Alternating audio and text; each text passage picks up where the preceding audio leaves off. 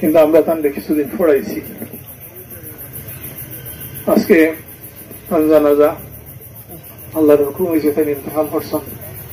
আমরা জানি পানি ডুবিয়া কেউ মারা গেলে শাহাদতের দরজা আল্লাহ দান করে, আল্লাহ তাদের শাহাদতের দরজা দান করতা। আর আমরা আসলে খুবই সুখাহত হন। দারুসাতের ইতিহাসও পানি ডুবিয়া ইন্তেকালের এটা প্রথম। এটা আমরা আসলে খুব এটার কারণে আমরা খুবই সুগ্রস্ত সমগ্র পরিবার সহ দালুকিয়াত পরিবার, সমগ্র দালুকিয়াত পরিবার। আজকে দালুকিয়াতের প্রধান কেন্দ্র বেশ কিছু উস্তাদ এখানে জানাজা শরীর লেগে আইসো। আমরা ইচ্ছা আছিল আমরা গোসল দিয়া যে বাগানো কোরআনে কারিমের যে বাগানো তাই গেছিল সেই বাগানোর মাঝে আমরা জানাজাটা পড়তাম। আমরা ইচ্ছা আছিল, আল্লাহর হুকুম নাই, প্রশাসনিক জটিলতার কারণে পোস্টমর্টম সহ বাকি পড়া লাগছে সেই হিসাবে। আর মনে হয় আমি আরো আপনার কাছে 30 সেকেন্ড সময় চাইলাম। একটা কথা আমি না হইলে একটু বিভ্রান্তি রয়ে যায়। একটা জিনিস লিয়ে খুব একটা কথাবার্তা যে কালকে তান লগর তান আশেপাশের প্রতিবেশী আর অনেক ছাত্র গেছেন দারুকিয়াত পড়াত। তাই যখন ইন্তেকাল করছেন তখন তান পাড়া প্রতিবেশী যারা এরারও ডাকিয়া না হয়েছে, তখন একটা ছেলে হয়েছে যে তার মায়ে হয়েছেন যে তার মৃগী রোগ আছে।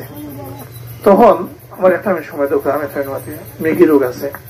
তখন আমরা আসছিলাম, আমিও আমার সাথে ভাই, আমরা সিলেট আসলাম, আমরা যাওয়ার পথে আসলাম বাড়ি। তখন আমরা ফোনে ওটা জানাইছেন, আমরা 2-3 বার করিয়া জিজ্ঞেস করেছেন যে তার লগর ছাত্র কথা কইরা।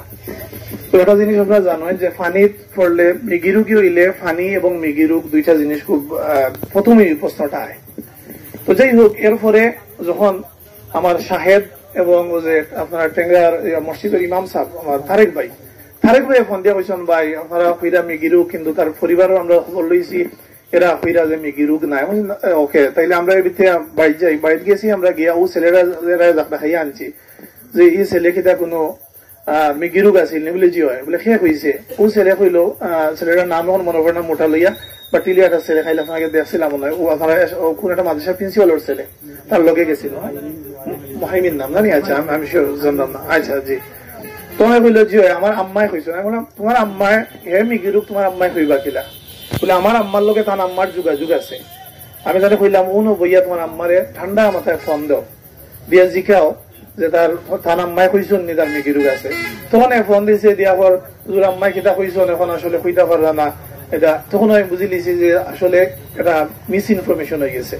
আমরা সাথে সাথে এই কথাটা খাটিয়ে আমরা হয়েছি যে না, আমরা লাখান তথ্য পাইছিলাম, সেটা নাই। তো এটার কারণে কিতা অপরাধ হয়ে গেছে জানি না। এটার কারণে বিষয় লইয়া এত সানাসানি করিয়া এই ছেলেটার আজকে পোস্টমর্টম করা হয়েছে। এটাও ঠিক আছে, আইনি প্রয়োজনে করা হয়েছে, কোনো অসুবিধা নাই, আইনগত দিক থেকে অসুবিধা নাই। কিন্তু যদিও আমরা চাইছিলাম না যে কোরআনের বাগানো গিয়ে একটা ছেলে ইন্তেকাল করছে, আমরা যদি হিগানো তারে গোসল দিয়া ওখানেও দিয়ে একটা ফুইলতাম পারতাম, আমরা হয়তো অনেক বেশি আরো আমরা শান্তি পাইলাম অনেক। তো যাই হোক, আল্লাহ তারা শাহাদতের দরজা দান করছেন। তার বাবা মারে আল্লাহ সবরে জামিল ইখতিয়ার করার তৌফিক দান করতা। হে আমরার ভাই, আমরা তার পরিবারের পাশে থাকার সর্বাত্মক চেষ্টা করবো। আসসালামু আলাইকুম।